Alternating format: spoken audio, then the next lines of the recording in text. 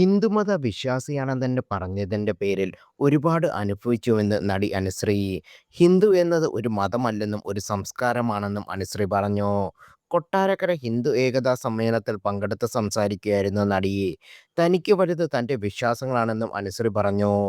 ഹിന്ദുവാണെന്നും ആ സംസ്കാരത്തിൽ ജീവിക്കാനാണ് ആഗ്രഹമെന്നും തുറന്നു പറയുന്ന ആളാണ് ഞാൻ.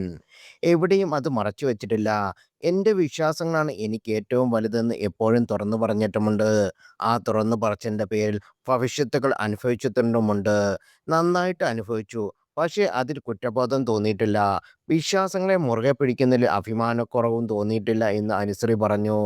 ഹിന്ദു എന്നത് ഒരു മതമാണെന്ന് എന്നാരും പഠിപ്പിച്ചിട്ടില്ല. അതൊരു സംസ്കാരമാണ്, ധാർമ്മികതയാണ് എന്നാണ് എൻ്റെ മാതാപിതാക്കളും ഗുരുക്കന്മാരും ഞാൻ പോയിട്ടുള്ള ബാലഗോകുലവും പഠിപ്പിച്ചിട്ടുള്ളത്. അതിനാൽ അതിൽ ഉറച്ചു നിൽക്കാൻ അന്നും ഇന്നും ആഗ്രഹിക്കുന്നു.